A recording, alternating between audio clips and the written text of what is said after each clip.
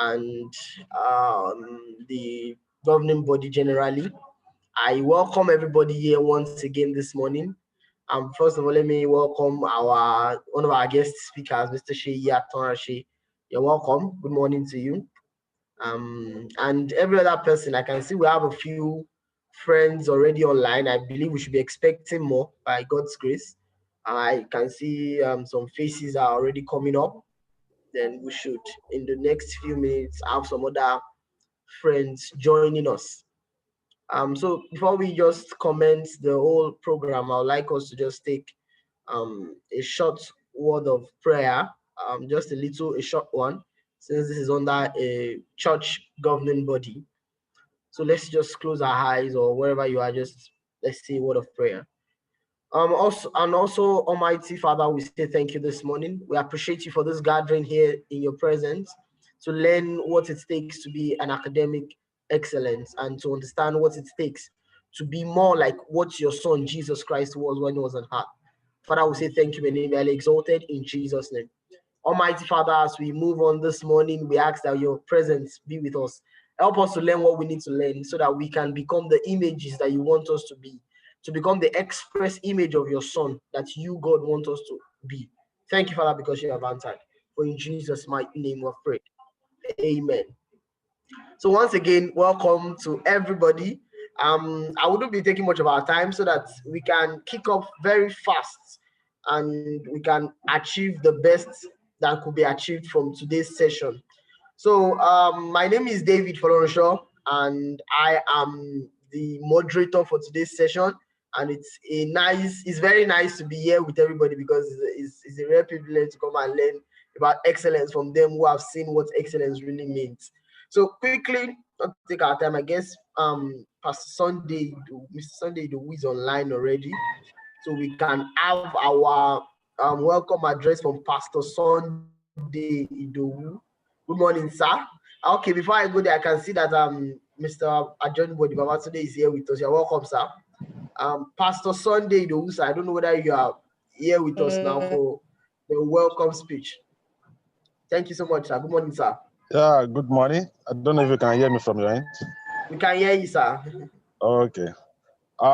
Just like what David has said, this is a welcome address. I want to thank God for the opportunity to have this program in time like this. We've been looking up to gathering people together physically, but I think this virtual meeting is also actually achievable. And specifically, we acknowledge everyone in this session, all the students, all the graduates, and especially all our guests. So we welcome everyone, especially for this occasion. Just like Brother David said, our speakers especially, Fumi and Sheyi, you are welcome on board. This program is actually a need to have for all our students. You know, it's not just a program of where you put time, but it's a program that actually bring a major turnaround, you know, in our life as students. There's no proper career alignment. You know, it's possible for someone not to get things done appropriately. So, but when there's a proper alignment, it will help you. You will not be wasting time. You will definitely be focused. And at the end of the day, you will have something to show for it. So this is a program organized by Excellent Feast Initiative and by First CGSE, Academic Excellence and Career Alignment. So I'm trusting God that before the program is over, it will have been impacted positively through our speakers. And I just want to say this before I hand over to the next person or the moderator. Being certificated is not enough. You know, that's why we are talking about alignment. You know, you must have hands-on experience. And a part of the program we have packaged together will actually help you a lot. talking about academics excellence and extracurricular, other things that you need to do to keep yourself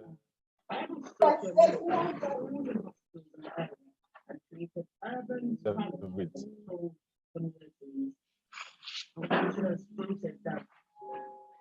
Apart from the normal school environment, watching program, you can actually be on the right track, which is very, very important for everyone. It has actually helped me a lot. That's why when I saw when we are planning it and part of the topic we are looking at is internship, I really appreciate that. It actually helped me. I got it right for my attachment program and the rest, and it helped me along the line. I didn't know it enough, but it was one of the interviews I attended, and when they look at the CV, they say, okay, you did this in social place. Oh, that's good. How does it look like? So the experience, was actually helped me a lot along the line. So the speakers are here today to actually do justice to this conference. And I will appreciate if everyone can be attentive. If you have questions, let's be orderly. Raise hands and you'll be called upon for your questions. So I also want to say this along the line as well, just like Philemon 1:14 said, without your mind, I cannot do nothing. If you can think big, you can achieve a lot. No organization is looking for liability. They are looking for somebody who can add to the bottom line, somebody who can transform things. So right from there, when you are in school, you're about finishing, you should be looking ahead and say, okay, what can I do to bring a change? You must know what you want. That is very important because that is what God will work with in your life. What actually do you want for your future? So like I said, what organizations are looking for today, they are looking for assets. Someone who can introduce new things, who can add value, who can do things differently from the way it used to be. I've seen someone, a colleague, that went for an interview. When they got there, they said, okay, we'll give you a tailoring job. He said, no. He said, actually, the money was somehow attractive, but said, that is not the part that actually, no, I wanted. And along the line, he got another one, and he had the interview for cybersecurity analyst, and that helped me a lot. At the end of the day, because he told them where he went to, I think that was a Zenith Bank or so, that this is what actually he wanted, not tailoring work. He got the job in another bank. After 6 months down the line, Zenith Bank called him again. I said, okay, that which you said you want is available now. Can you come and take it? Okay. He made it known through the course of the interview that this is what he wanted. So when you know the stuff you are carrying, it's easier for you to actually, go for it. And God needs that thought, that alignment, so that God can also help you in achieving it.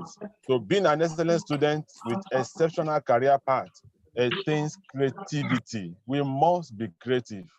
We must think outside the box, beyond the textbooks we are carrying in school, beyond the normal school work. We should think outside the box.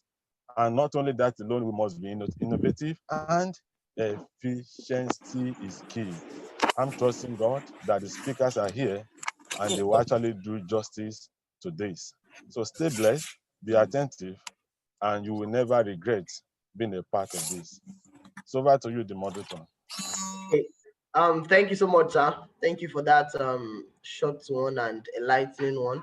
I have been able to, at least I picked some things from this very first session. So I want us to understand that from now we're already learning. Please, let's mute our mics.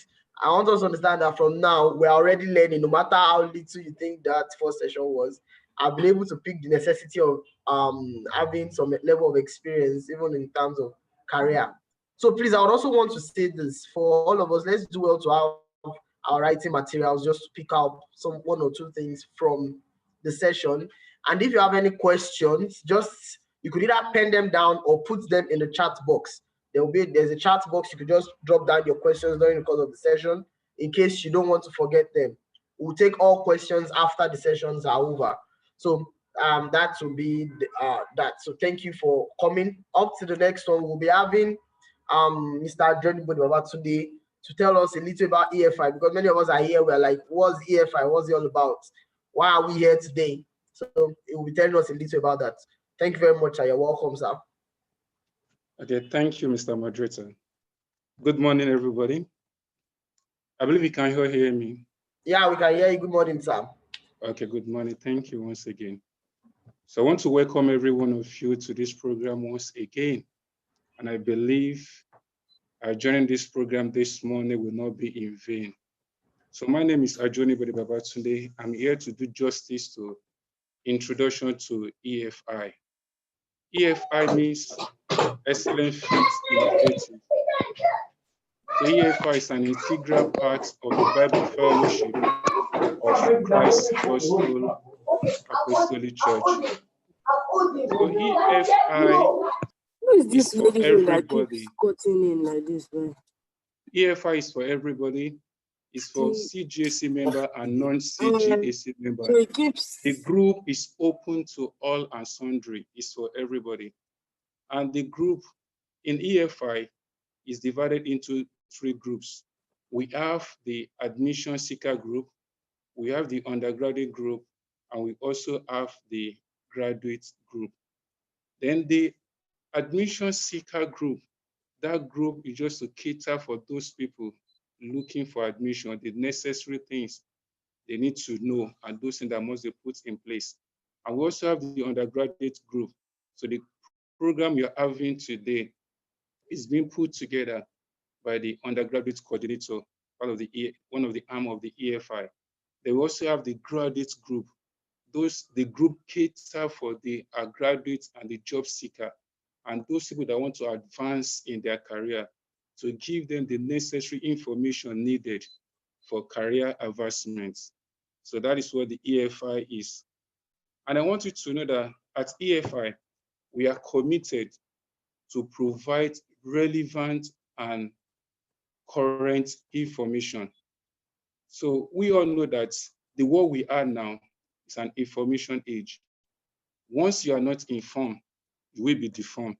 So, and we also need to know that what was obtainable yesterday might not be obtainable in the labor market today. And what is obtainable now might not be obtainable tomorrow.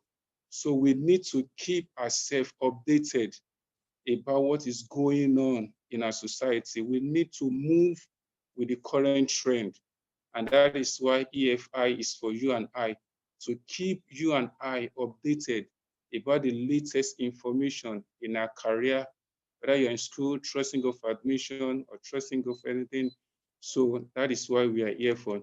And we need to know something also, that the purpose of education is to develop our thinking. So the purpose of education is to develop our thinking. It's not that at the end of your 4, 5, or 6-year journey in school, not for you to start looking for work or the other. So with EFI, we're able to tell us what you can do as you're in school, those things you can do with your course that will not affect, that one will not affect the other. So that's one of the, that is what we do at EFI also, to inform us what we need to do. And also, I want us to know at EFI, watchword is excellent. We believe in what's in excellent.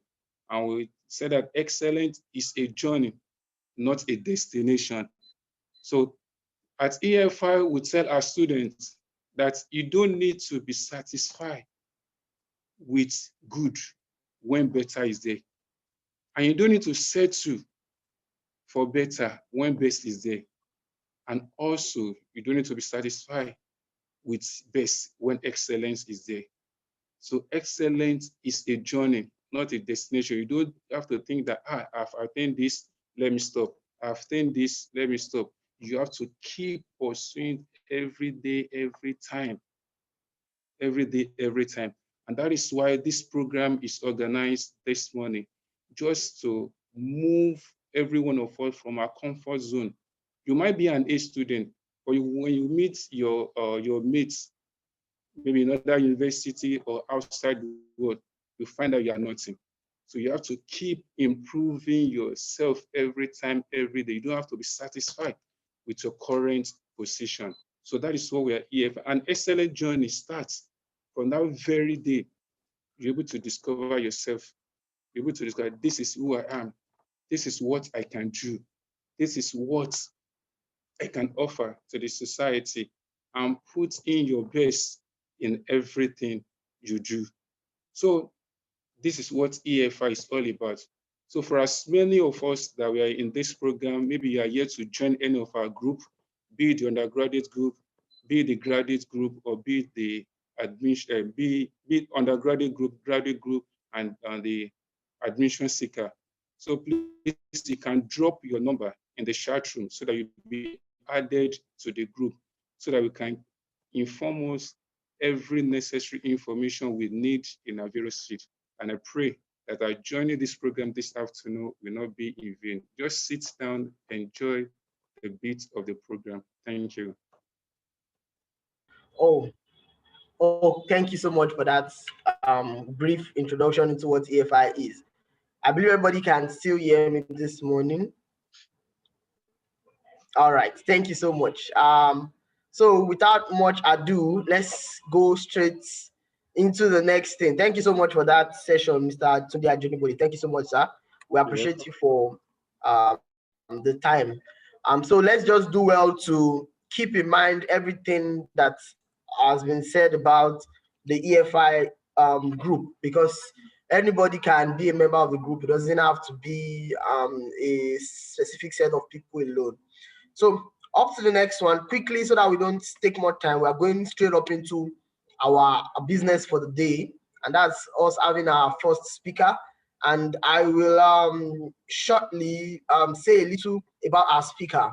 So the first speaker we are having for today is Oluwaseyi Atonrose, and he is a final year student of accounting at the University of Lagos in Nigeria. I believe all of us know Unilag. So Unilag aspirants, I believe you should start looking out for how you can connect with Mr. Oluwaseyi. So he's a final year student of accounting, and he's on the first class grade. He's also a student member of the Institute of Chartered Accountants of Nigeria, and that's the ICANN body, which is popular amongst Nigerians. He's currently at the last stage of the Institute's professional exams and has been awarded a total of 13 prizes. Please note that 13 prizes due to his excellent performance at previous stages of the professional exam. I believe all of us know what it means to have 13 prizes in ICANN. Then Oluwaseyi has considerable career interest in finance, management, and taxation. In order to build his professional abilities, he has joined many student societies on campus, such as the Investment Society, University of Lagos, the Corporate Bridge, Tax Club, University of Lagos, and University of Lagos Debate Society. He also holds leadership positions in many of these societies. Then aside joining societies, Oluwaseyi has also completed internships in top firms, one of which is KPMG. And I believe all of us are here, for those that don't understand what it means to complete an internship with KPMG, KPMG is one of the top firms in Nigeria. So for you to complete an internship, it means a lot. To even get in for an internship, it means a lot. So I have with me here this morning our first speaker. I'm humble enough to announce Mr. Oluwaseyi Atonrose. We are welcome, sir. Thank you so much for being with us this morning. Yeah, good morning. We are really glad to be here. Thank you. Over to you. Yeah. Thank you very much for reading my profile. I could not even believe I was the one that you were talking about, because you really hyped me a lot. Thank you very much. So good morning to everybody. I would just like to recognize everybody. And you made the right choice for coming to this program, because it's very good to have a sense of purpose or have a sense of career alignment. And it's very good that I register for this program and you are present for this program. So that's a bold step, and congratulations to you, because it's a really bold step and a good one. And today I'll be talking about basically academic excellence and extracurricular activity, how you can be excellent in your academics and also participate in extracurricular activities and also get. I hope we all can before I'm forward.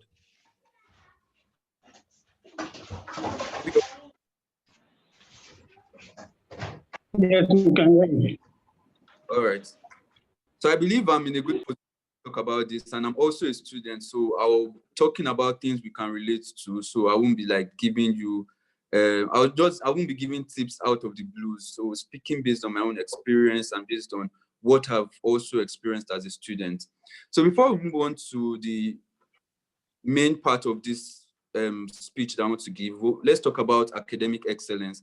Why is academic excellence important? Because most of the time when people attend conferences about extracurricular activities, those people tend to neglect the essence of academic excellence. Then at the end of the conference, you find out that students who have participated in this conference now neglect their academics and now pursue solely their extracurricular activities just because someone told them that you have to build yourself outside degree and that your degree is not important. But I'm telling you today that your degree is very, very important. It's very important as your extracurricular activities. So why is your degree important? Your degree is important because it gives you a form of having good grades, basically, having a first class, having a second class upper degree. At least everybody should aim towards having at least a second class upper degree. It gives you that edge to compete globally, because when you're applying for things internationally, things in the UK, things in America, they will ask for what you graduated with, that's your grade, and they won't go below second class upper. Even for internships, many jobs, they won't go below second class upper. Not because someone below second class upper cannot perform well, but because they're trying to limit the amount of people they will review or the amount of people they can. Because imagine a firm like KPMG is calling for application. A lot of people want to apply, but they have to limit the amount of people they can review or the amount of application they will review. So they will require you have a certain amount of grade. If you want to go for your master's degree abroad, they will require that you have a certain amount of grade. For you to even get scholarships abroad or get scholarships in Nigeria, you will need to have a certain amount of grade. So your academic degree doesn't give you, it just opens door for you. It is not the end, but it's just means to an end. So it basically opens door for you, gives you opportunity, it gives you the opportunity to stay in places that you ordinarily will not be. Then from there, your extracurricular activities and your own abilities will now show your true self. So basically, if you are going for an internship at KPMG, your academic qualifications will help you get to the interview, but your skills, your abilities, and your innate qualities will help you get the job and also perform well on the job. Secondly, your academic qualifications are also necessary because of the transferable skills. I always believe in transferable skills in anything you do. Even if you are your fellowship coordinator, there are some transferable skills you will build. Even if you are at home as the firstborn in your family, there are some transferable skills you build. Even as the lastborn, there are transferable skills you build. So what are the transferable skills you can build during your academic qualifications? For example, some people take as many as 13 courses in a semester, 12 courses in a semester, 10 courses in a semester. And trust me, it's not easy, but people are still able to pull through. That shows you that you are very resilient. You can cope under the most worst condition, under the most harsh condition. You can always go through, no matter how harsh the condition is. You can work under pressure and you can multitask. So that's one of the transferable skills that your academic qualification gives you. If you can go in for an engineering program and come out with a first-class degree, that means that you are very resilient, you are dedicated, you're hardworking. No matter what anybody tells you, that even if you have a first class doesn't mean you perform on the job. Forget about that. That means you are still, because for you to come out with a first class degree, you must have read for hours, you must have stayed up all night, you must have done many things that your mates could not do for you to come out as the best in your class, or for you to come out with a first class degree or a second class upper. So the fact that you came out with that degree means you are resilient, you are tenacious, you are very hardworking and are diligent in what you do. And this is something you can tell anybody anywhere. If they ask you, if you come out with a first class degree and someone asks you that, oh, you came out with a first class degree, what can you offer for us? You tell them that I was in this school for 4 years. I took a total number of 50 something courses. It wasn't easy for me. I had to stay dedicated. I had to stay motivated, because it's not easy. At some point you get demotivated and you don't want to anymore. So you were motivated. You have to be able to speak confidently that from this degree, you were able to gain some transferable skills that will be relevant in the real world. So basically, I'm just here to tell you that your academic qualifications is necessary, it is needed, and puts you at a good edge with other people globally and also nationally.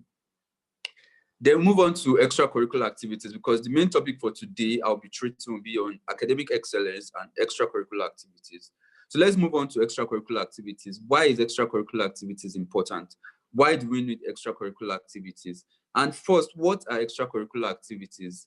So basically, extracurricular activities are activities outside your normal 4-year or 5-year degree program, things you do outside your degree program to build yourself for life after school. So basically, people talk about life after school, and the truth is that your degree alone cannot help you survive. You need to also get involved in extracurricular activities that will help you to also survive. So first of all, I'd like to state the importance of engaging in extracurricular activities. The first one is that it will also help you for people that want to study abroad, want to have your master's abroad, or you want to go abroad for an opportunity. They will always ask you for your extracurricular activities. What did you do outside school? Are you a student who is not just committed in school, but also committed to developing his abilities and skills? They will always ask you what you did outside school. Second is also to build your network, build your social life. Having extracurricular activities is an opportunity for you to meet people outside your courses. Because when you are engaging in extracurricular activities, it will require you to join societies. It will also require you to attend conferences, attend seminars, and this gives you an opportunity to build a network of people that can also help you going forward. Because let me tell you, sometimes it's not just about what you know, it's about people you know, about people you meet. If you went for a conference and you were lucky to meet Dangote and he got interested in you and you were talking to him, from there, your career will skyrocket because that is a great foundation for you. So basically, most of the time you have to join extracurricular activities because of the social network you have to build, the network of good people, network of people who can help your career going forward. That's a major thing that you have to build. And also, joining extracurricular activities help you to build your purpose. It helps you find your purpose, basically, because I'll just use myself as an example. When I started my degree, I always thought that I want to become an accountant. I always want to become an accountant. But going forward, I started joining societies, debate society. I started joining tax club, investment society. I saw that I don't really have so much passion for accounting per se, but I also have passion for finance and also public speaking. So that gave me a sense of purpose and redirection. So you don't start finding purpose when you graduate from university, because this is one mistake a lot of people make. They go through their 4-year degree program, going to class, going to library, going to the hostel, go for exams, pass your exams. They now come after your degree program, they start looking for purpose. That is this degree really meant for me? Is engineering really meant for me? Is fine art really meant for me? Is actuarial science really meant for me? And they start questioning themselves, and they take up to some years to discover their purpose. Years have been wasted when they can do that while studying for their degree. So it helps you find a sense of purpose because you meet people that are also trying to find out what they want to do after school. They're also trying to find out what they would like to do, what they gain interest in, what they have passion in. So extracurricular activities basically helps you to find your purpose and determine what you want to do career-wise, because we are in a world that is changing. As the first Mr. Sunday has said, the world is getting dynamic. We're in a world that is changing, constantly changing, and we also have to change with it. What was there today, jobs that were there today might not be there tomorrow because things will have evolved over time. So we have to constantly go with the flow and make sure that we are not at the back of trends or at the back of positive movements in the society. Then lastly, why we also need extracurricular activities is because of our career life. It helps you to cement your career life because once you're involved in extracurricular activities, you learn things that ordinarily when you're on the job, things that you will learn on the job, or you'll have already learned them ahead, and that will give you a greater edge. For example, now, I was a member of the investment society. I would just, for people, anybody that is in Unilag or planning to enter Unilag, I would advise that you join the investment society. If not investment society, join any club on campus. I was in the investment society, and what we do at the investment society is basically teach ourselves of the world of finance, advisory, corporate life outside school. So because we train ourselves on corporate life, how to survive in workplace, how to learn about the practical aspects of finance outside of the theory that we learn in the classroom. So this was something that really helped me when I was applying for my internship at KPMG. And when I got in for the internship at KPMG during the work process, it made me outstanding because most of the things that other interns from other schools, even people from other countries were learning, I already knew them. People were learning how to use Excel, how to value companies, how to learn about strategic management. Those were things we already treated in the society. Those were things that we already learned about in the society. And that gave me a better edge when I was doing my internship. So every staff of the company wanted me on the engagement team because I already knew this thing, and to save them a lot of time teaching people. So just go straight to the job instead of like going through the teaching process. So it helps you to build your career life and gives you an advancement. And there's one person, Femi Lawal, who is a very good mentor of mine. He was also involved in Student Finance Club in OAU. That's another society in OAU. And when he got in for his first job, he got in as an intern for his first job. And after 2 months, because normally when you get in as an NYSC intern, you have to do 12 months before you can be considered to be taken up to an analyst position. He just did 2 months of work and he was moved to an analyst position. So while he was still doing his NYSC, he was already an analyst, a full-time analyst, a full-time employee of the company, while his other peers were still interns, earning what interns should earn. He was already earning what full-time analysts were earning, just because he was outstanding, because of the extracurricular activities he has engaged himself in to do while in school. So basically, if you are passionate about photography, clubs, you are passionate about singing, there are singing clubs on campus. If you are passionate about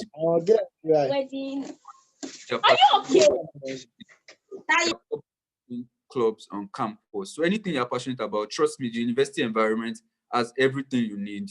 Just join a society, and you can just be test running the societies, going from one society to another, and at the end of the day, you pick the one that lies with your passion. As I've said, it's just a way of finding your purpose, finding your passion, and discovering yourself, what you are good at and what you like to do going forward. So having known the importance of academic excellence and extracurricular activities, we know that we cannot leave one for the other, and we cannot say we are not going to take part in academics and let's pursue extracurricular activities. We cannot say we want to pursue extracurricular activities and not pursue our academics. So we all know that you are important, have major role in best environment. I'll be talking about how we can balance up these activities, because trust me, it's not easy. It's not easy at all, because you see a lot of students that they are not even bothered about these things. They just go to classroom, and sometimes you start asking yourself that, why can't I just be this student? Why can't I just be this person that just goes to classroom, no stress and all of that? But it's for the future. I always tell people it's an investment for the future. So you have to it's not an easy process. I'm not even going to lie to you. It's not going to be easy, but you have to do it because you need to do it. It's like doing the work you have to do now and being free in the future. Because once you do the work you have to do now, when you start working, it's going to be lesser for you to start learning all the things you could have learned in school. So it gives you an edge over other people globally and even nationally. So the first thing I would like to talk about in balancing your academic qualifications and extracurricular activities is your friends, the kind of friends you keep, the group or network of friends you keep is very important. Make sure that the type of friends you have when you're in the universities, you are people of like mind. For example, when I started in my first year, the friends I had in my first year are not the people I have now currently. And you can say it's a sad thing, because some people will be dropped at some point, some people will be acquired at some other point. But it's for your own good, seriously. It's for your own good, basically. Because when I was in my first year, I realized that the people I was working with were not people that were not so career-minded. They were not so interested in their future. They were just about the present and just living the moment, basically. And what I did was to talk to them that this is the type of person I am. I'm interested in my career. I want to build this career. So if you can't go with this, I'm sorry, this friendship cannot continue. And it could not continue. And I got other people that were career-minded, ambitious. They knew what they wanted, and they knew what they wanted and were striving to get what they wanted, basically. So get good networks of friends. It's going to help you go a long way in your purpose, because at some point when you're tired, when you are stressed, when you are frustrated about everything that's happening, your friends know what you're going through and they'll be able to advise you on it. You can't be working with a friend that is not ambitious. They'll just be making jest of you when you're going through all this, because they can't relate to it. So get network of friends that would help you in your career life, help you in your extracurricular activities, and help you in anything you want to do. So it doesn't necessarily, your friend doesn't necessarily have to be in your class. Your friend can be in another department. Just make sure that you people have like minds and you can stay connected with each other and help each other in whatever activity you want to do. So secondly, I'll talk about time management. The second thing you need to do to balance up your academic excellence and also extracurricular excellence is your time management. And time management is something that we just see, everybody just says time management, time management, time management. And it's not as easy, it's easier said than done, people always say, because most of the time it's very hard to stick to whatever schedule you've made. So how can you effectively manage your time? One thing is your friends. I always hammer on the type of friends you have. They always help you, because when you even create a schedule and you are trying to go out of the schedule, your friends will be the one to call you back that, hey, you are not doing this. You said you were going to do this today. You're going to complete this project today. You are not doing this. So your friends will be the ones to call you back to order. So have good networks of friends. They are very good for effective time management, basically. And always have a schedule. Always have a schedule of what you want to do. Don't just be doing things based on how it comes. Have a schedule of what you want to do. Always, you can have a time planning books. There are some time planning jotters they sell in the bookshop. Get a time planning jotter. If you can't get one, just use your normal jotter. Draw a timeline for what you want to do for a semester. If you resume for a semester, draw a timeline for the things you want to achieve for the semester, the period of which you want to achieve it for, and how you want to achieve it, and the time allocated to each of these. Okay, so in the first week, I want to focus mainly on knowing my course outline. Let me know all the courses I'm going to. Let me know the lecturers and how they set the examinations, how they, how they set the examinations, how they mark students. Secondly, let me know that, okay, what are the activities we'll be doing? Second week, let me know the activities we'll be doing in my society. If you've joined the society, what are the activities I'll be doing in my society? How can I take part? And also make sure that it doesn't impair on the time I have for my academics. Other weeks, okay, this week I'm going to make sure I cover this course outline. This week I'm going to make sure I network with 2-3 people. Have a timeline and basically show your timeline to your friend or anybody that is involved in your society that can be like a checkmate for you, because most of the times it's not good to be an island. Making plans on your own most times are not always effective. I don't know about anybody else, but for me personally, I always like to involve people in whatever I do, because I believe that they can act as a form of check. Even if I'm going outside what I'm meant to do, they are going to be there to checkmate me that, oh, bro, you're not doing this well. You're meant to do this. You're meant to do this. That's another way you can always, sorry, please, that manage. So, since all of us here are Christians, I believe all of us here are essential for us to pray and be involved in your fellowship.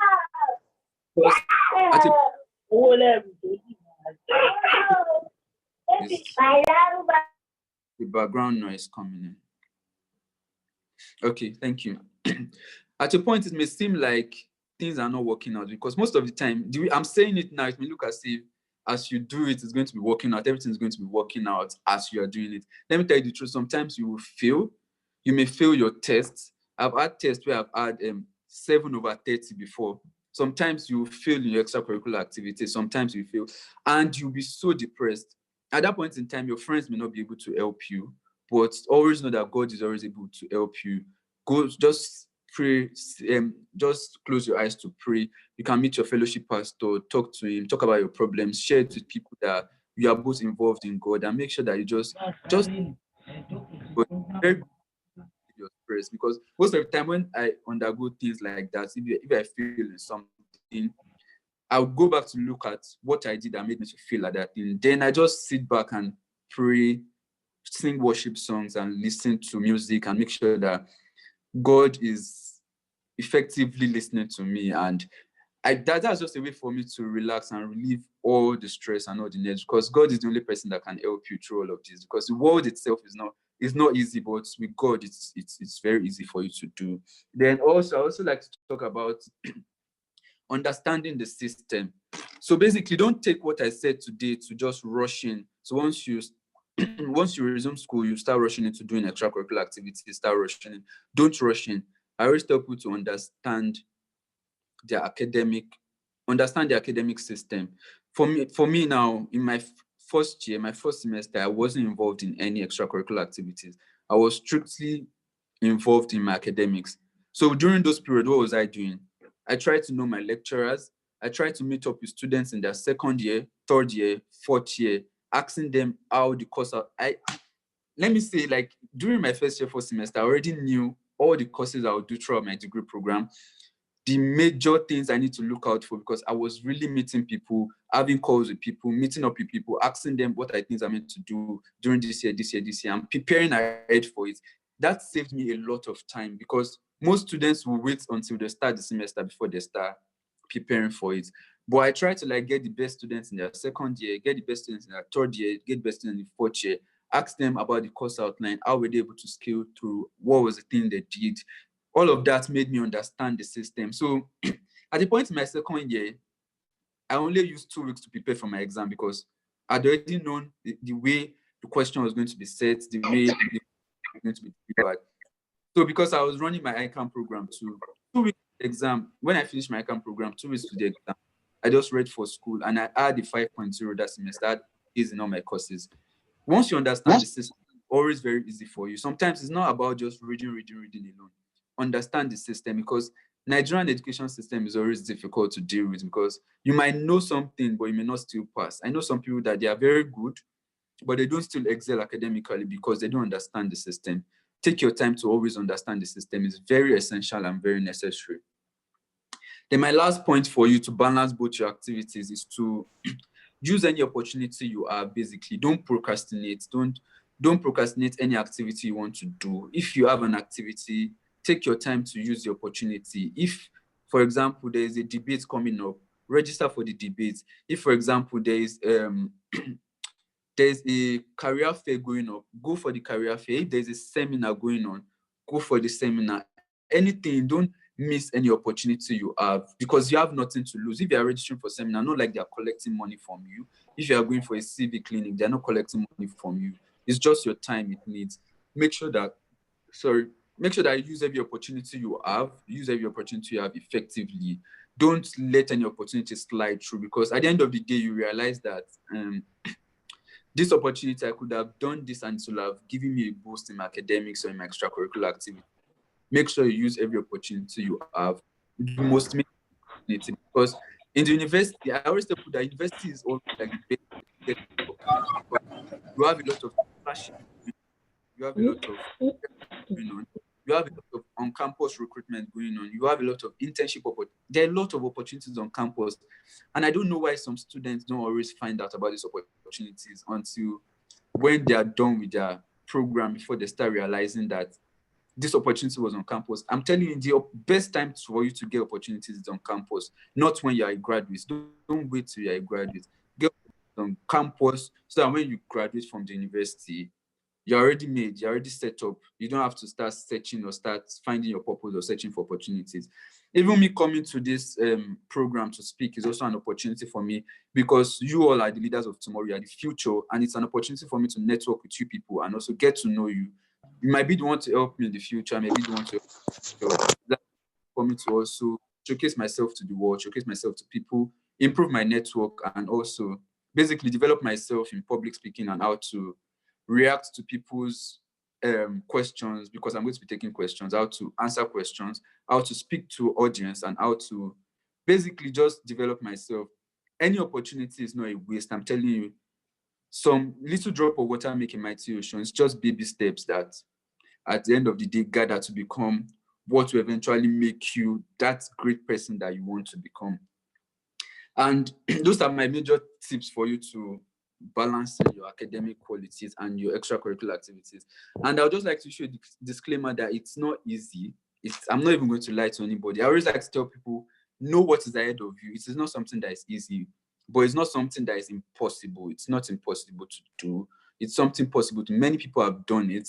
From these extracurricular activities and academic excellence, we have people, some of my friends that have done their internships abroad. Some people have gone to London. Some people had full-time offers in companies abroad, because your society basically shapes you. The type of people you have shapes you to become who you want to be. So your academic qualification alone is not enough, and your extracurricular activities alone is not enough. So learn to balance up both of them, because they work hand in hand to make you the best person you can be and to put you ahead of other people globally and also locally.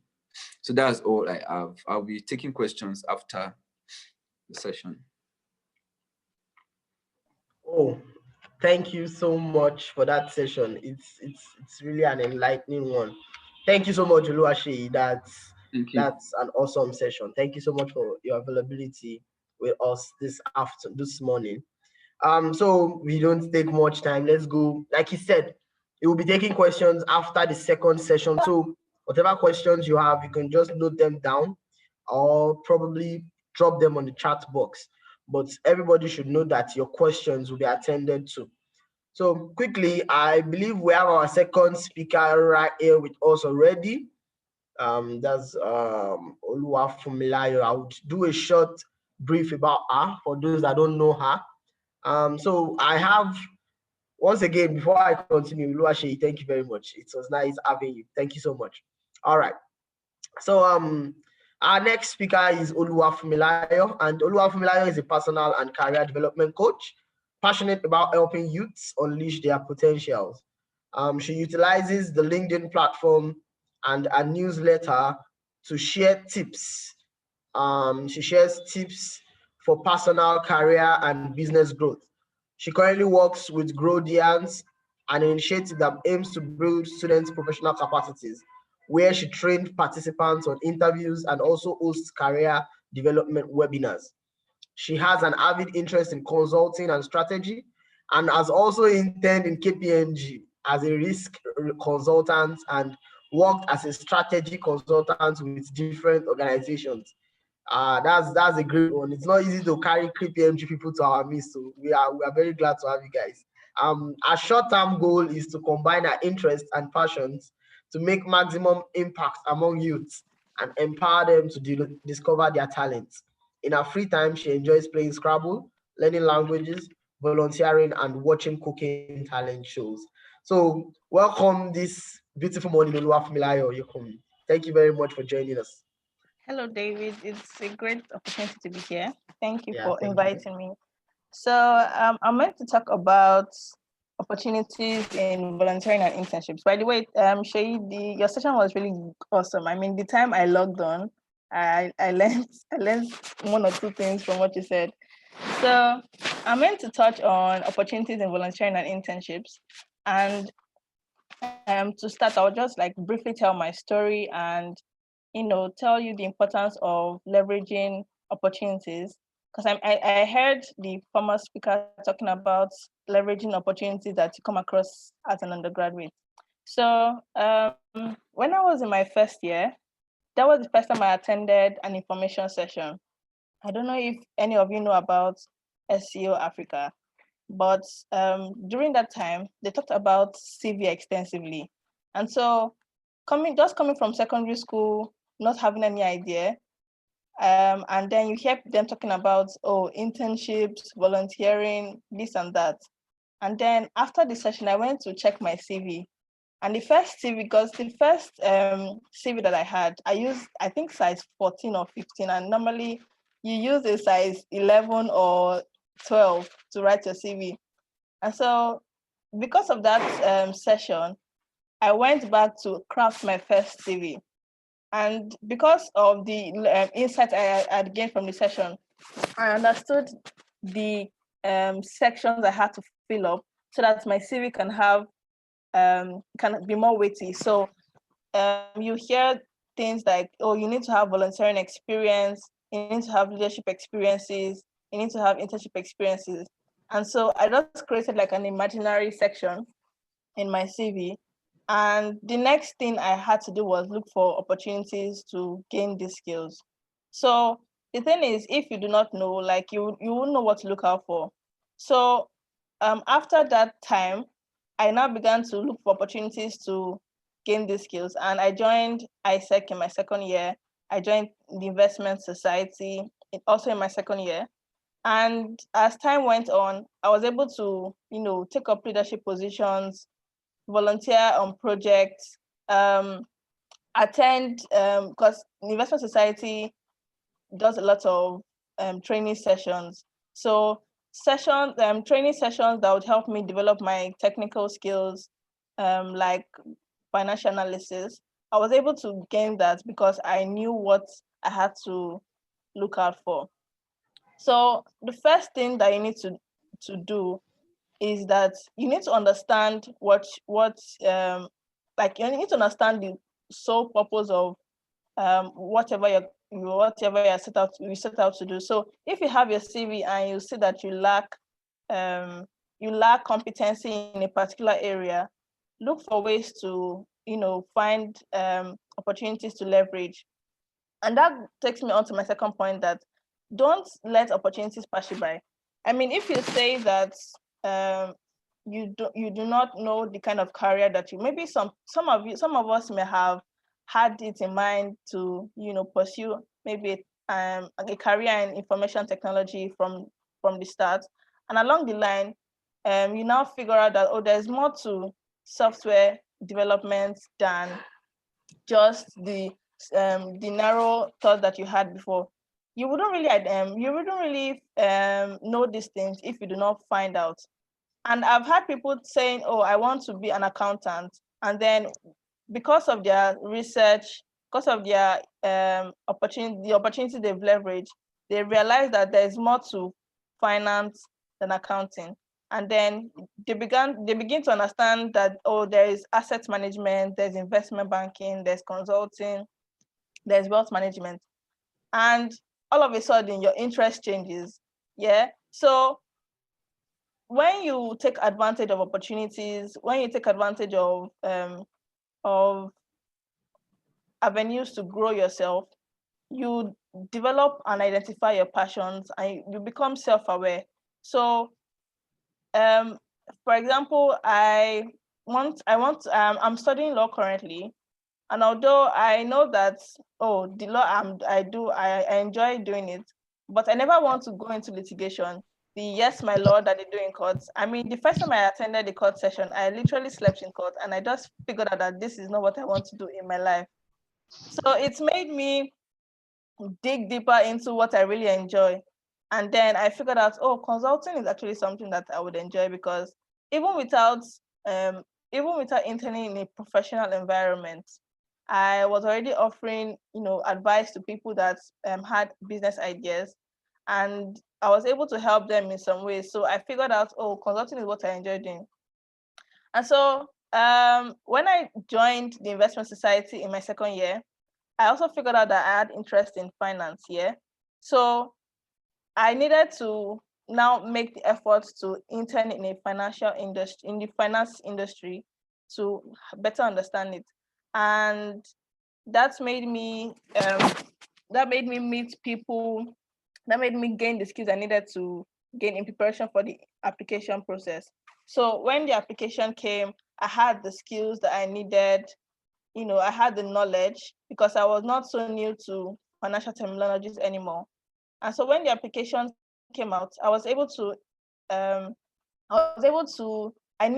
knew some alumni that put me through. I was able to tell my story, because they'll ask you, why are you interested in finance industry?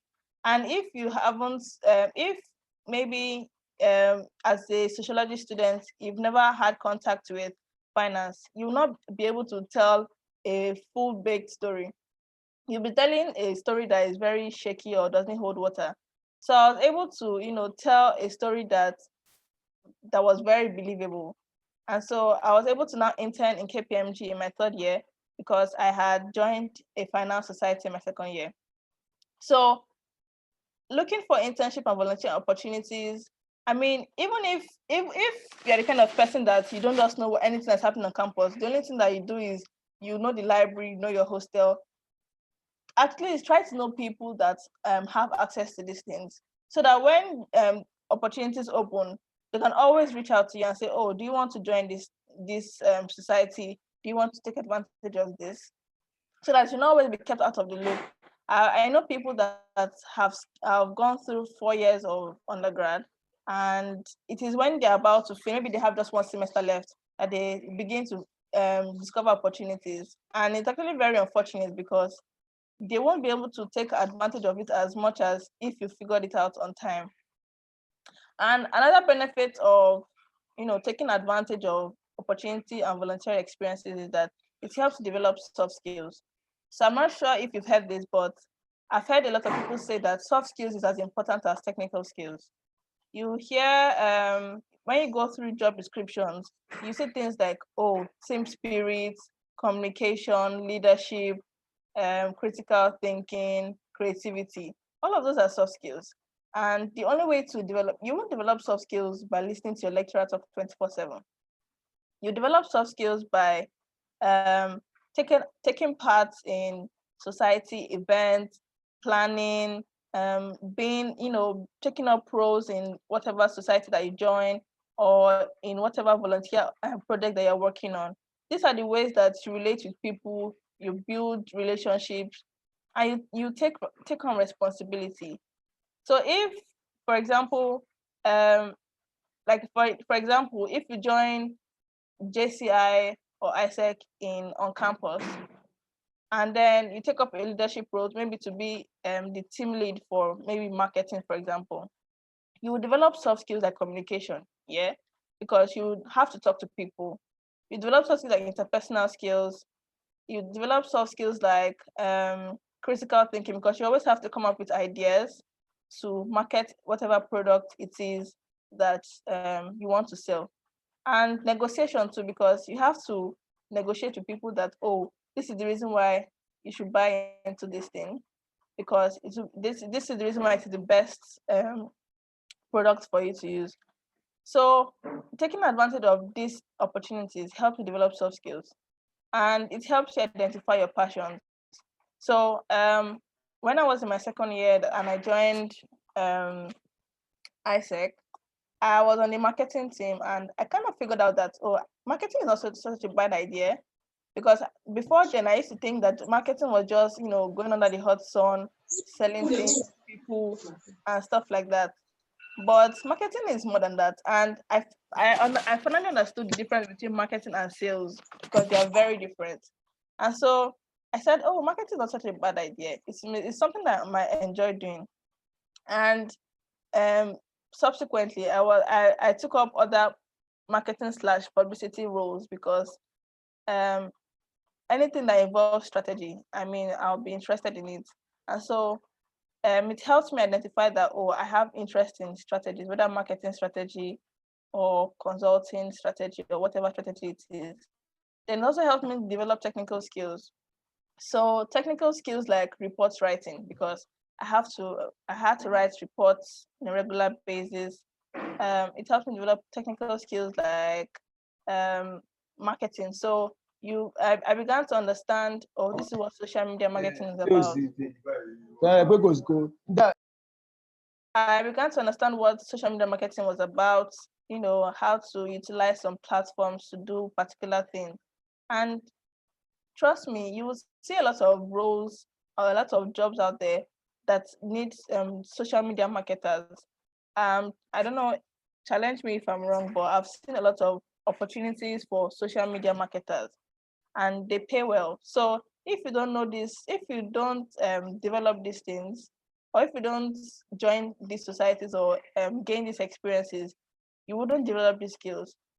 And people are always alarmed when you see a job opportunity for entry level position, and they say, oh, 2 to 3 years of experience.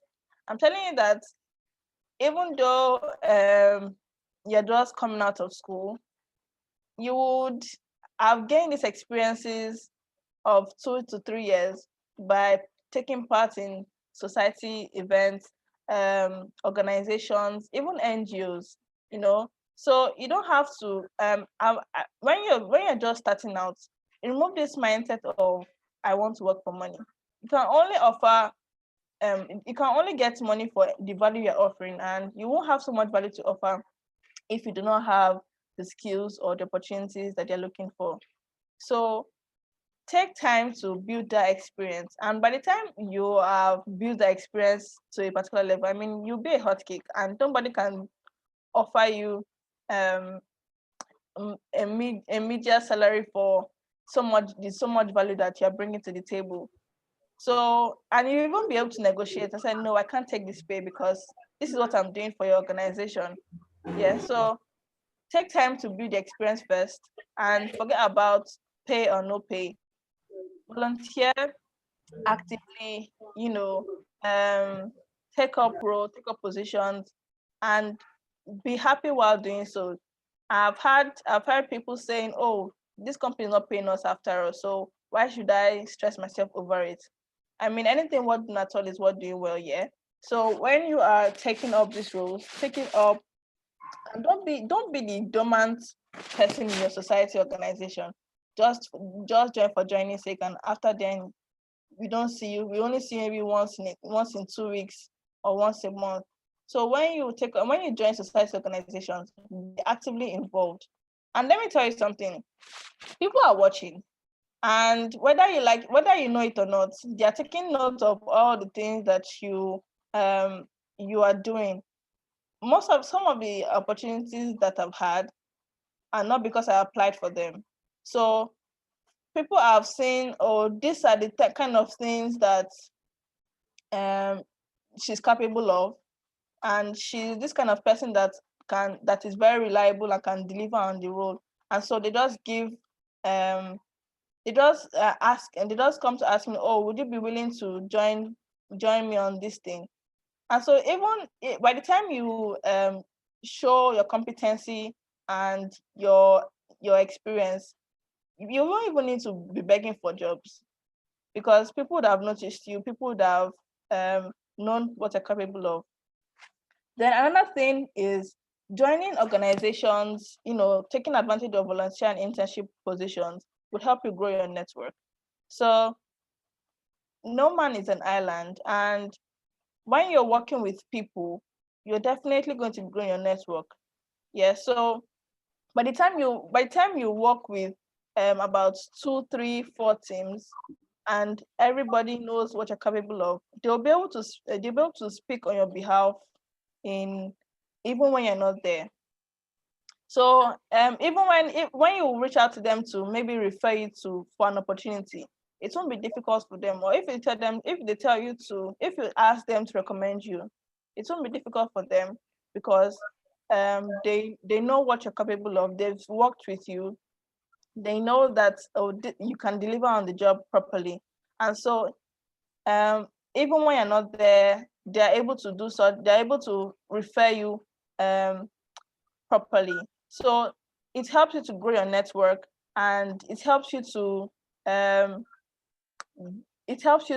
build your competencies. Then another thing I want to say is that if you have maybe a particular job that you have been eyeing, maybe when you graduate, and there's this particular job that you're eyeing, go through the job description and see the kind of things or skills or interests that you're looking for. Yeah. And start building those competencies while you're in school. Don't be the kind of person that it is when you want to apply for jobs that you now begin to go through job descriptions. Start your research from now. So if you want to be an auditor, go through the job description, see the kind of experiences, kind of soft skills and technical skills that they want their candidates to have. And all of these job descriptions will definitely have like qualifications, or who we look for or what we look for in candidates. So go through them, pen them down, and begin to look for ways to develop them so that you can flesh out your CV. Then I would also like to state that if maybe you haven't been fortunate enough to, discover these things while you were in school and you've graduated, it's possible for you to still gain these skills and experiences. How? Well, there are different organizations or different platforms that provide you the opportunity to do so. So I know that NGOs like She Leads Africa opens up opportunities for volunteering. organizations like Women Impacting Nigeria, Women Impacting Africa, or Women Impacting Nigeria, they also open up opportunities to volunteer as a sales associate, business development associate, different positions. And you can use these platforms to upskill yourself and, cover up for the opportunities that you lost while you were in school. So take advantage of these things, and you can't really know what you're really interested in if you do not put yourself out there, and if you don't take time to do your research and to be involved in these things. So I would say that while you are still discovering yourself, while you are still trying to be self-aware, don't let any opportunity pass you by. Yeah, so take time, figure out what you want, and take advantage of these opportunities. So so back to my CV. I mentioned that when I first went to the SEO London, SEO Africa training, that my CV, I used like a 14 font size for my CV. But currently I'm using a size 11 and sometimes size 10. And my master CV is like 3 to 4 pages. And that is because I have taken advantage of opportunities to grow myself. And sometimes, even when I want to apply for roles and I have a lot of opportunities, a lot of experiences that match the job description, I just try to filter the ones that are not as recent, because I only have to limit my CV to 1 page. So I went from using a size 14 font for my CV to using a size 11 and sometimes a size 10. So you need to be intentional, you need to be consistent, and there is no opportunity. See, let me tell you, there is no chance for complacency in this time. I mean, we don't have the leisure of just staying idle and backing out the way maybe the older generation. Opportunities would pass you by very quickly if you do not meet the requirements. And there is nothing like opportunity meeting preparation. So when you are prepared and the opportunity comes, it turns out magical, yeah. And you are able to. So I heard the story of somebody that that got an opportunity because he already had a master's degree. So if apart from the master's degree, apart from all the other requirements that they asked of him, if he didn't have a master's degree, he would not have been able to get the opportunity. So that would have completely shut the door to that job that he got because of his master's degree.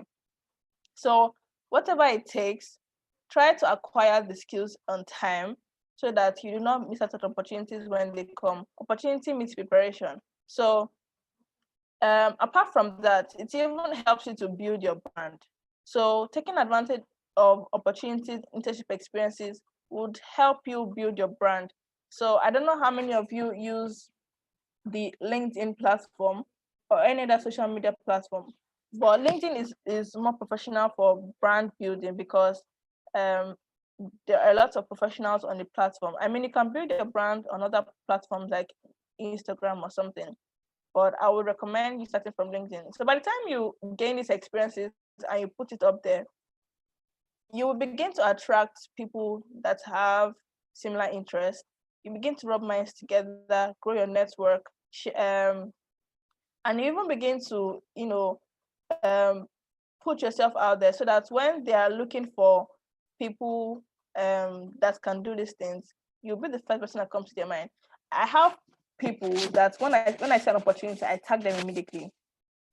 And that is because they have registered in my mind. They've registered in my mind that, oh, they want these kind of opportunities. I read an article, or not an article, like a LinkedIn post of an HR associate that said, this is the time to Sorosoki. So there is no more time to stay hidden, keeping what you're capable of to yourself. When you do that certification, post it on LinkedIn. Whatever anybody has to say, that is their problem. But if you do the certification and nobody knows about it, you would only have it to yourself. Yeah. So if you did a project that you're very proud of and you achieve great results, summarize it and put it on LinkedIn. And that way, people would see you, people would, you will register in people's minds that, oh, she's actually good at this thing. And it is with consistency that you're able to build a brand for yourself online.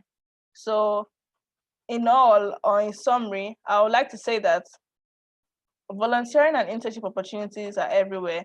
You just have to put your eyes down and look out for them. Um, Depending on, I don't know which the classification of schools that are on this platform, but I'm sure that there are different things that you can be a part of in your schools, in your communities. I mean, if you do not even have opportunities, if you don't even have societies at all in your school, create opportunities for yourself. Yeah, so you are interested in consulting, yeah, look for somebody in your area or look for a business that is not really thriving and help them to grow their sales. Help them, just tell them that, oh, I want to help your business scale. I want to help you increase sales. Reach out to them, do something magical. Help them to increase their sales, increase their profits, and then come and just summarize it on LinkedIn and put it on your CV as a project that you worked on. I'm telling you that way you will begin to build your portfolio. If you're interested in IT, look for a business that does not have a website but needs one, or look for a business that has a very funny looking website, and um, help them to change the layout and all those things. And then when you're done, put it on your portfolio that, oh, you did this, you're capable of doing this. And I know that even without reaching out to people to change their websites, there are things that you can do on your own and add to your portfolio. So don't wait for opportunities. Don't wait for opportunities to meet you. Sometimes you have to create your own opportunities. If you want to develop soft skills, look for a project that you can work on with people, form your own team, be the team lead. You're developing leadership skills, communication, all those things. Work on a project, yeah. And as you go on, you would realize that there are two dimensions to developing the skills and the competencies that you need to work, and that is by either leveraging opportunities that you come across or creating your own opportunities. So there is no avenue for excuses. There is no avenue. I'm telling you that sometimes companies prefer a 2-1 or 2-2 that has extracurricular or volunteer experiences than a first class that just live a triangular life in school. So just library, hostel, classroom. If you do not have, I've heard a story of people that um, that because of the value of what they were saying and the value of the work that they were doing, they did not when people ask them the grade that they finished with in school and they mention maybe 2-2, that they did not believe it at first. So even if you're a first class student or a first class graduate and you do not have anything to show for it apart from your school grades, then you have not done enough. And we are quickly moving into an age where companies do not want to accept anything less than the best. So you need to take it upon yourself to develop those skills and competences that you need while you're in school. So I think my time is up. I'll be taking questions after, I think after this session. But if you have any questions, please drop it for me in the chat box. All right. Thank you so much, Fumilayo. That was a great one. You can see my clap reaction. Thank you so much for the time. Uluwase, nice one, and Fumilayo, a very, very nice one.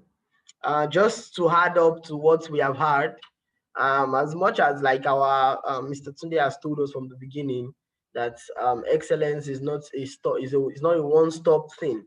It's a continuous movement. That is, on our way to achieving excellence, it doesn't just happen once. Having attained the level of excellence you require from a level, you need to keep on pushing for more. So thank you very much. And I'm really happy you said this, that the grades are not, as much as our grades are important, like Sheyi has told us, Fumilayo is also emphasizing that you could have a first class degree, and because of your lack of extracurricular, it might also affect you one way or the other. So there must be a level of balance between academics and life generally. I believe that's what you have been able to pick from here.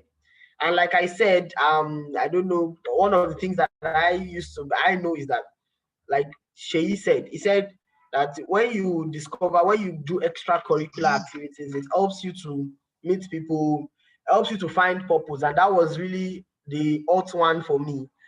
Because when you say helps you to find purpose, I saw that, okay, I could say from campus days, there was the fact that we involved in some extracurricular. It made us realize what we liked doing.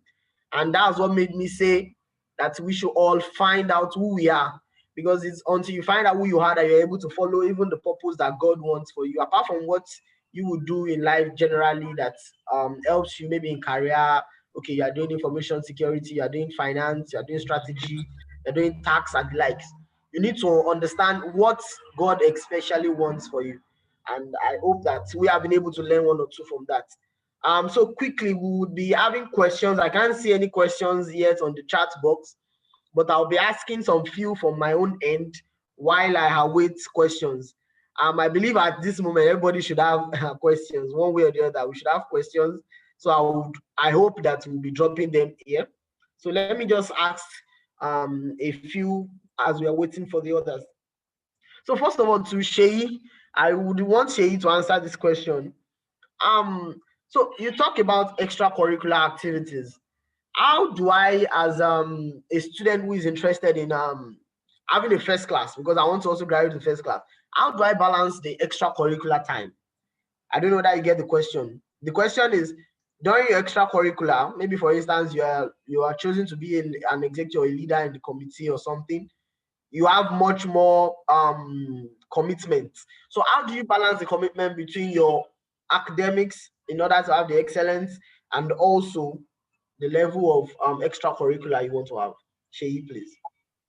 All right, so thank you very much for the question. So basically, that's about balancing your time management, basically, how you can balance the time you're setting for your academics and also the time you're setting for your extracurricular activities. As I've said before, it is not easy. So you have to know you have to make sacrifices. You have to, if you were sleeping for 8 hours before, you can't be sleeping for 8 hours. And if you were sleeping for 6 hours before, you can't be sleeping for 6 hours anymore.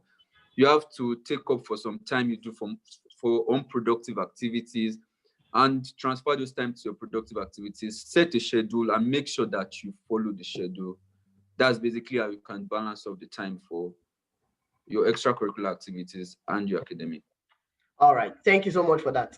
I would like to ask Fumilayo this. I have two questions for Fumilayo. First of all, you said something about while preparing for maybe the kind of job you want after school, you should do researches on what they desire, what are the specifications they want, so that you can start making yourself the best candidate for them. So first question is, it's still about balance. I'm a student of, maybe as Sheyi said while he was taking the session, that there are some students that take up to 12 courses in a semester, and you have a lot of things and so many things are taking your time. How can I, or let me ask you, since you told us you had your internship with KPMG in 300 level, how could you balance the fact that you want to develop in career, in the aspect of career, and you also want to do very well in your academics? How do you do that? And then the second question on this part is it also very possible to achieve everything we set out to achieve? Do you understand my question? That is, I want to have a first class, I want to get the best job, I want to do this, I want to do that. Is it possible to attain everything that I desire? Okay, thank you for the question. So I'm going to start with the second one, and I'll say yes, because if you are the kind of person that you set goals for yourself and you have, like, you set goals and you follow them, because there are so many people that have plans and the plan is just planning. They just keep planning and they don't execute it. So if you set plans for yourself and you are principled enough to stick to those plans, I believe you are able to achieve everything you set out to do. And that leads me to my first question, which is balancing. So you have academics, which is very important. And I mean, it's your sole purpose for why you're in school. And then you have the extracurriculars. So you just need to find a way to set your timetable or figure out like I said earlier, you need to be self-aware.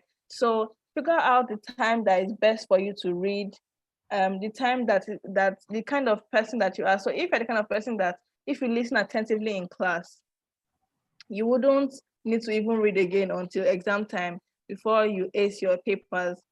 And if you're the kind of person that, all you need to do is just go through past questions, answer the past questions, and you're good to go. Know the kind of thing that works for you in your academics. And for your extracurricular, you don't have to be involved in too many things. I mean, you can be involved in one thing and still build all the things that you need to build. I know someone that is just in Rotaract, and the Rotaract is like being in like 7 different organizations, because she does project management, she builds her software, technical skills, and there's so many things that happen. So you don't have to do too many things at once and stretch yourself thin. You can just do your academics. If you're the kind of person that you cannot even multitask that much, that's why I said self-awareness is very important. So do your academics and figure out, would I be able to do 2 extracurriculars? Would that clash with my academics, or do I need to just do one? And as you discover yourself, you set goals for yourself, you are principled enough to stick to those goals. I believe that you should be able to achieve all that you set out to do. All right. Thank you so much for that. So I have 2 questions in the chat box now. I'll direct this one to Oluwaseyi. So this person is asking, he said, is it possible for someone on 3rd class to discover him or herself? He said, I know people who say if you're not on 1st class or 2-1 or probably a 2-2, getting a job is near impossible. How true is that? Okay, I think this question, when Sheyi answers that, I would love Fumilayo to also do a little justice, since Fumilayo is already in the working industry. So Sheyi, please.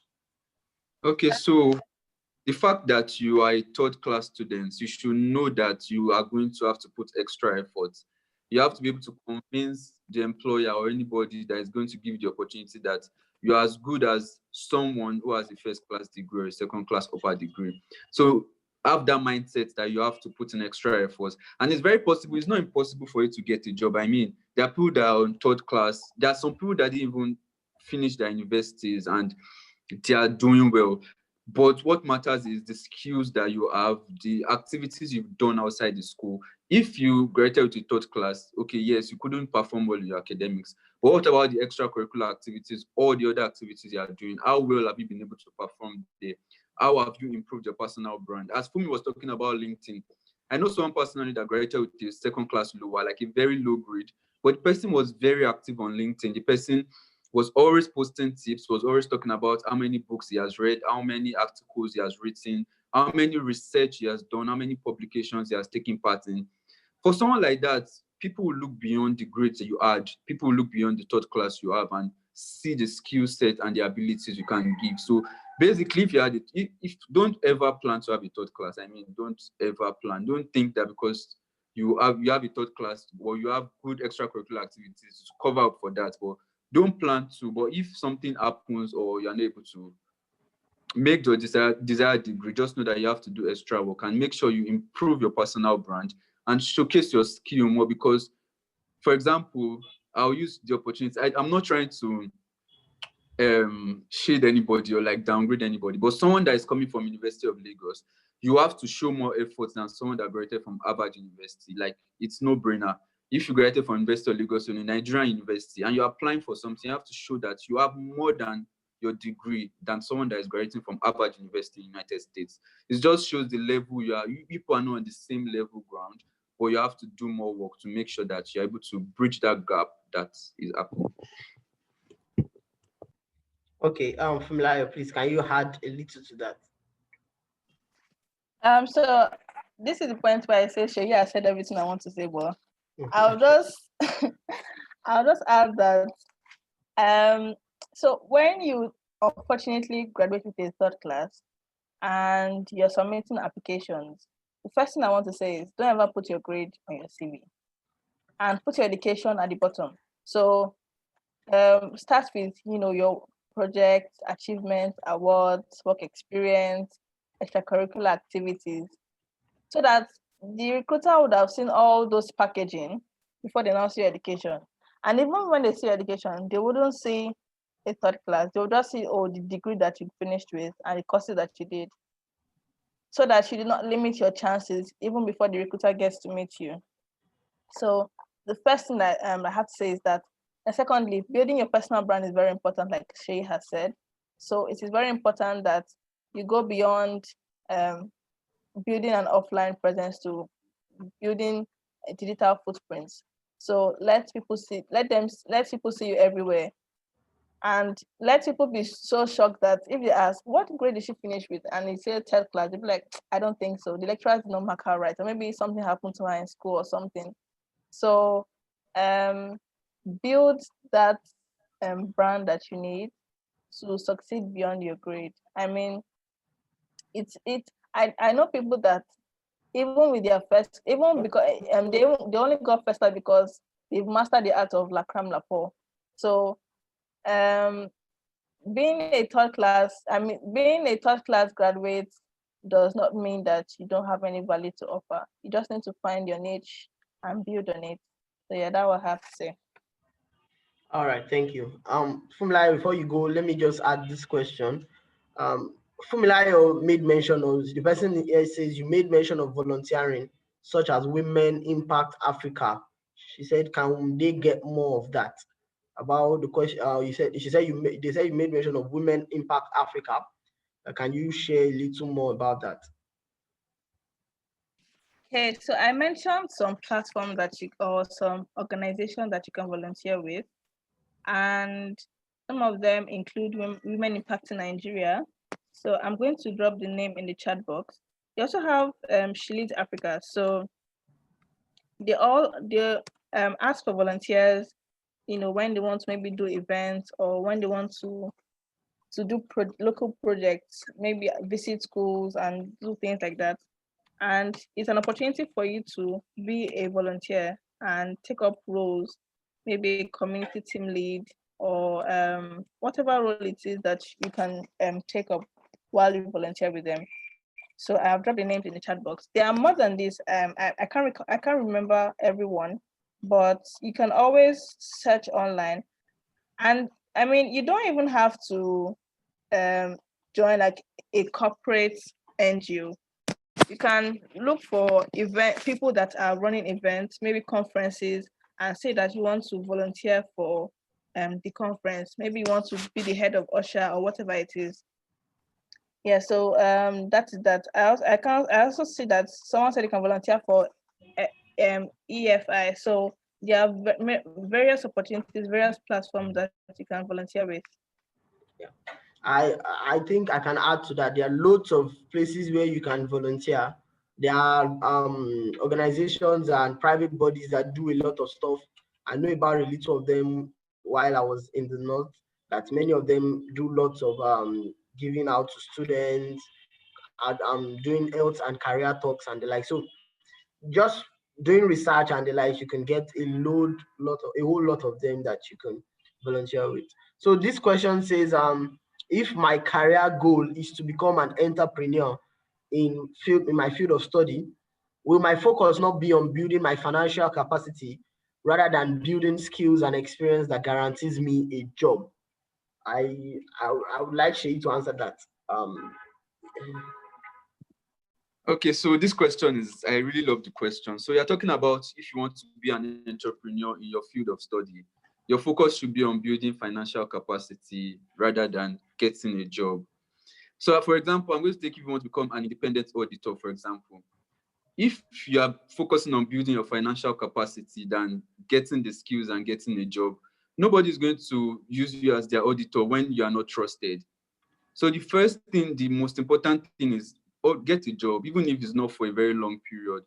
Get the skill you need for the job, because those are things that will set you out of other entrepreneurs, because we have multiple entrepreneurs, not just one entrepreneur. Try to serve under somebody that knows it very well. That's the essence of a job. Even if you want to become an entrepreneur, try to serve under someone that knows it very well so you can gain the requisite skills. And building financial capacity. If I'm telling you that if you get a job in a very good place, get a network of good people. If you come out today and you say you want to do you want to establish your own firm, or you want to do something, if you did something very well in that firm, if you showed how good you are, you showed your skill set, you usually find someone in your network that is willing to sponsor you. So most of the time, I tell people that sometimes don't just focus on the money you need to do something, focus on the value you are giving.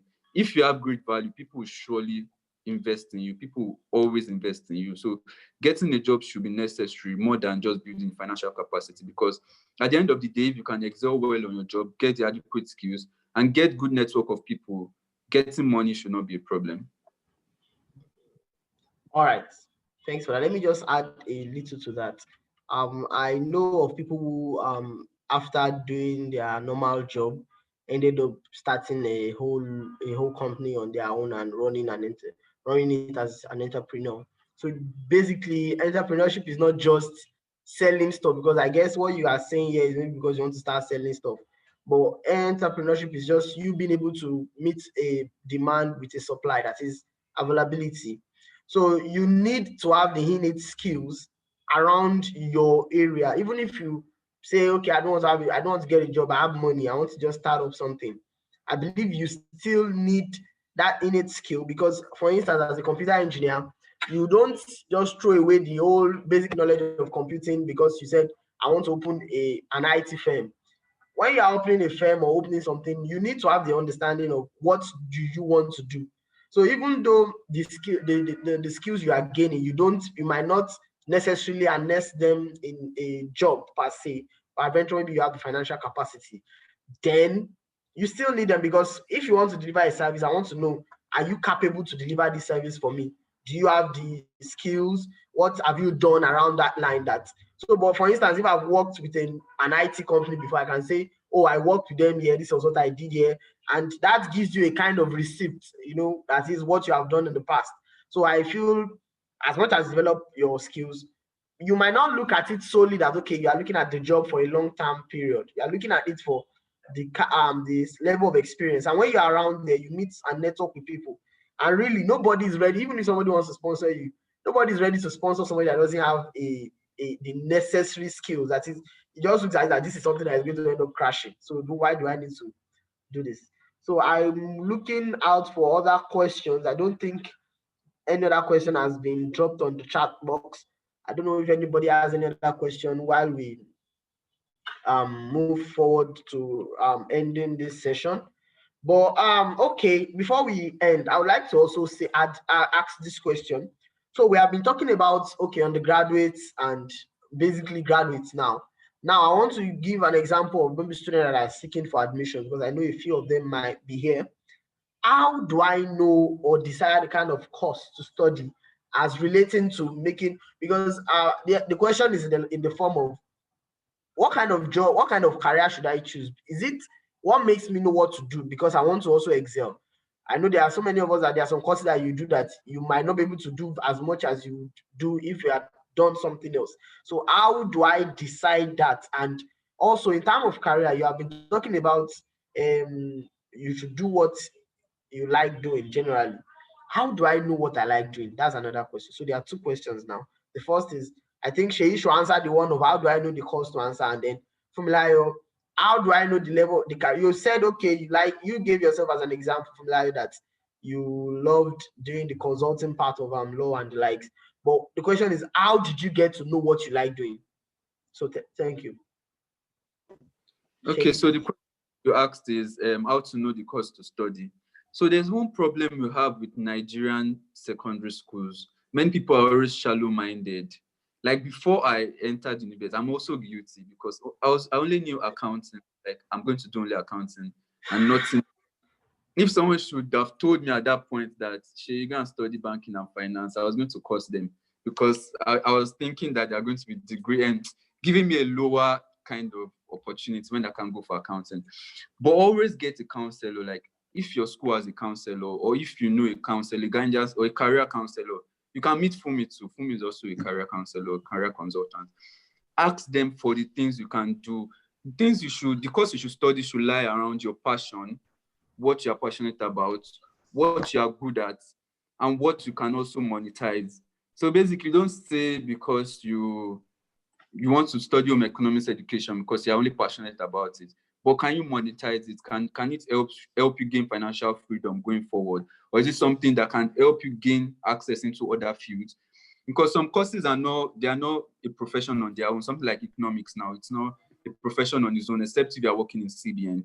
But it's a means to an end. Economics can work in other capacities due to the wealth of knowledge they've gotten during their undergraduate degree. So always meet someone who is a career consultant, someone who is a guidance counselor, or even a student who you know has made it very well. Ask them, always research before you do anything, because you not like to make the mistake I made. Not like I'm happy that I'm studying accounting, like I'm very good, happy that I'm studying accounting. But if I was to go back, I might not have chosen to study accounting.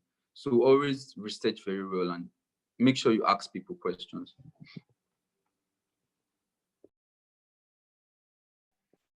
Please, David, could you repeat your question? Yes. So. Sorry. You're Okay, muted. I said, how do I know what aspect of career to dive in? You said something about the fact that okay, you went to the law firm, to the law court, and it was not just it for you, but you know that okay, when you talk about consultancy in law, you're interested in that. So for people that are just setting out for career, how best do you think they can get out to know what is best for them? Okay, all right, thank you. So, I mean, before I answer my question, I just want to add to what Shay said, that you don't have to, I mean, if you decide on a course to study and then you begin on that track and you realize that that's not what you want, you don't have to get a job in that, you don't have to get a job in that, in career, like you don't have to get a job related to what you study.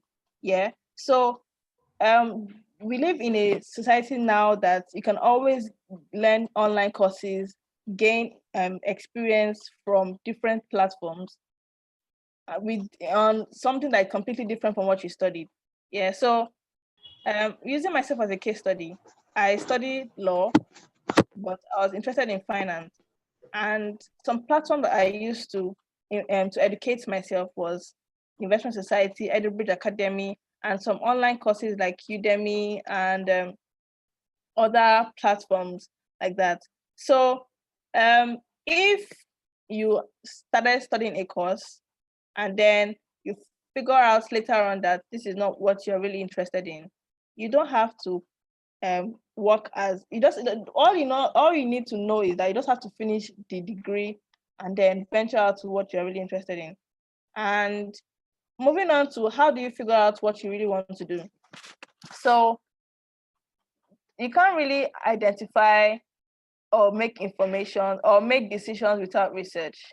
Yeah. So research is very paramount or very key to identifying the careers or the opportunity that you're really interested in. So let me give an example. When I was trying to figure out what I really wanted to do, I reached out to a lot of people in the industry on LinkedIn, attended training sessions.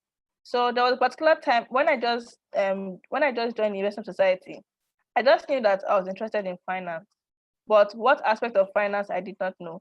At one point, I thought that, investment banking was a good idea.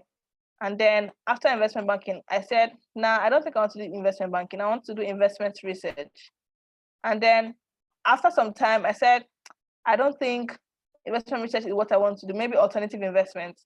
Yeah, so all of that confusion came because I did not have so much knowledge on what each of these things meant. So I finally settled on consulting because I reached out to people, and you can always set up you can always set up meetings with people online. So if you see somebody that is a professional in an industry, reach out to them. Oh, hi, Shay. I'm really interested in learning about this thing. Would you mind taking out 30 minutes of your time to explain it to me? I look forward to hearing from you. I'm available so and so time. And when the person replies that, oh, I'm actually available this time too, let us connect. And when you connect, set up a meeting, you are asking the person about their story, what the work they do, the skills and the experiences that they need to succeed in that industry or in that career. And it will help you to make up your mind. And by the time you also do some retrospection and you identify your strengths and weaknesses and the things that you never ever want to, like the jobs that you never ever want to do in your entire life.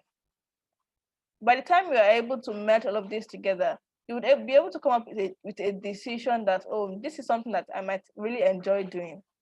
Yeah. And by the time you take up roles, maybe internship roles in that particular aspect, and you're able to gain experience, and you now figure out, oh, this is something that I might want to do, but not want to, stay in long term. You will go on another level of research. So research is very, very important to identifying what you really want and to knowing yourself really. So research. Use a lot of platforms. I heard Shay talking about something about talking to seniors when he first entered, and he that way he was able to know what to do before the time came. Don't wait for the time to come before you do your research. Don't be in a haste to. I know so many people that are just in a haste to. I just want to leave this school. They're in such a haste to graduate. It's not as if they know what they want to do when they graduate. They just want to leave school. So don't be in that category of people that just want to leave school and graduate without knowing what they want to do. Don't set a trap for yourself. So start your research now. I even saw and I received a newsletter that the person said, don't wait till the application process next year before you start networking. So start now, reach out to people, identify the kind of roles that you might be interested in. So if you've seen things that you're interested in and you want to find more about, reach out to people online and you're able to offer you advice to make a good decision. Yeah, so that's it. All right, thank you very much for that. We are running out of time, so I'll have some few questions. So I just want you to take 1 minute to answer them.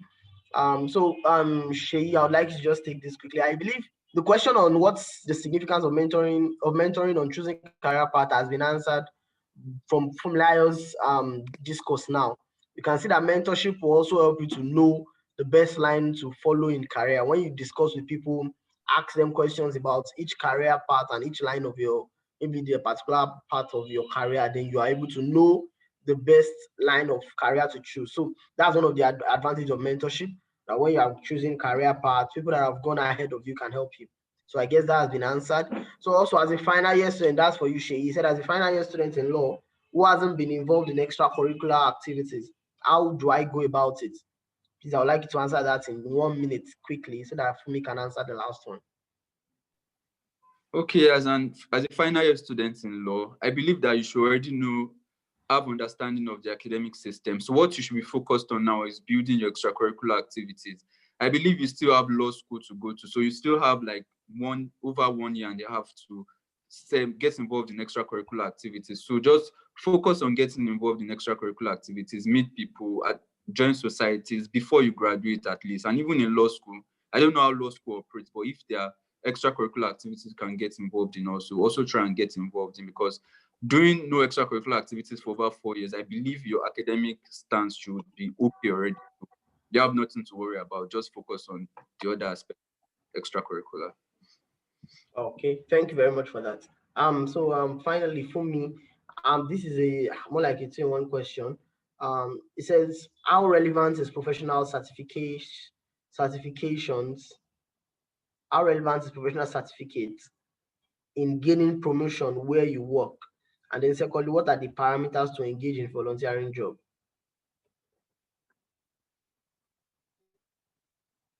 So for the professional certifications, there are some that does help you to build the technical skills that you need to improve on your job, while there are some that are prerequisites to getting promoted. Like I know that professional certifications like CFA, ICANN, ACA, ACC, and all those ones might be a prerequisite to getting a promotion. But there are some that you just gain online or maybe by attending training centers.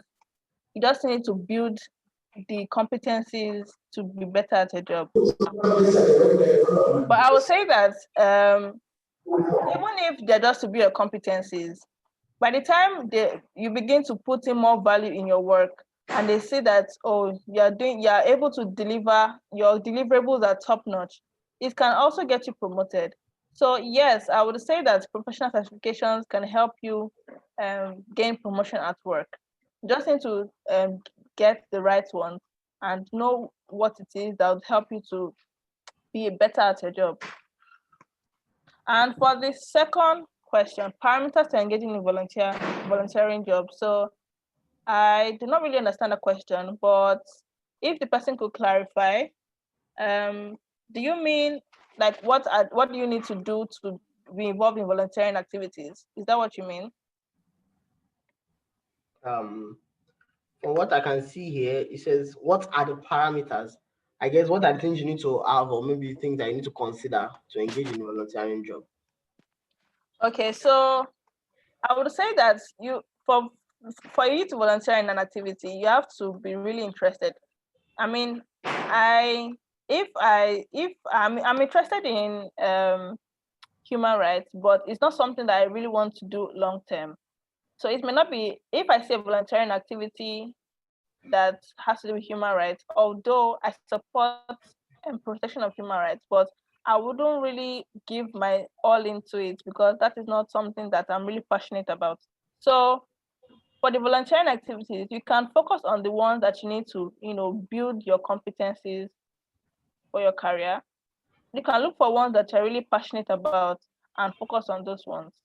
Then if you are keen on building soft skills, you can look for ones that would help you to build the soft skills that you need to, be a better entrepreneur, be a better employee, or whatever it is. So I would say that for the parameters to engage in volunteer jobs, you need to know the reason why you are engaging in that particular activity. So helping you by defining the objectives for engaging in volunteer activity, you'll be able to know if you needed to build your soft skills, you needed to fill up your CV to show that you have experiences in a particular sector. So you need to identify your objectives, and then when you've identified it, you follow through with it. All right. Thank you so much. Sean, professional certification. I saw someone in the chat box saying depends on the organization you work with rather. And that's very true because see, there are many irrelevant professional certifications now, like very many irrelevant professional certifications. So try and look out for the ones that are relevant, depending on the sector you're working with or the company you're working with. So you don't do something that will not be needed in future or just burn your money for getting a certification that is not needed for you. Okay, thank you very much for that. That's a nice one. So I really I appreciate your time. Really, it was a wonderful session. That's a great one. Awesome answers to questions. I'm even really shocked by the way you answered some of these questions. I was already thinking that, oh, what is he going to say? What is she going to say? But that's a great one. I really appreciate you guys for being with us. And also, we cannot but appreciate every other person that was on this call this afternoon. We really appreciate your time. It was really fun having you with us because if we were not here, and then what we came here to do wouldn't have been a success. So thank you very much, everybody, for joining us. I would want Deacon James, I don't know whether he's online now, to give us a closing remark as we move on to ending this session. Thank you very much, sir. I don't know whether he is online currently.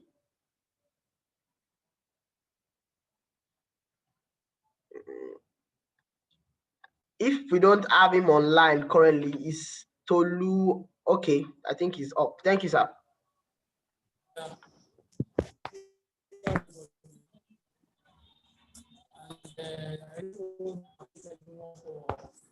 Joining and thank the Almighty God for giving us to have the program as scheduled. And I pray that everyone will to help us in the name of Jesus. And also all our speakers who are and Fumulayo, God bless you. More wisdom, more understanding in the name of Jesus. And for our moderator, David, thank you for being there. And for our pastor, he's supposed to take this, that's our vice chairman by the Pastor Dupo Folari, but he has said I should take it because it's not available this moment. And for everyone that has joined this program, God bless you. Because if you are not here, this would have been able to hold and all the senators for graduates, the undergraduate, the admission seekers, and faculty members. Thank you for being there. Thank you for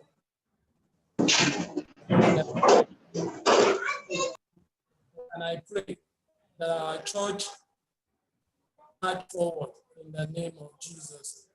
God bless you. We really appreciate you.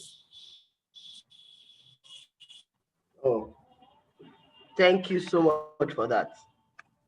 Thank you very much, sir. We appreciate your time with us. It was wonderful and enlightening to have everyone on this call with us. So moving further, whatever clarifications you need to make, you can contact the number that was dropped prior to the beginning of this program. Thank you so much, everyone, for joining us.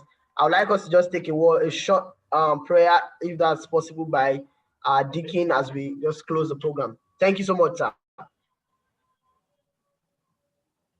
Okay.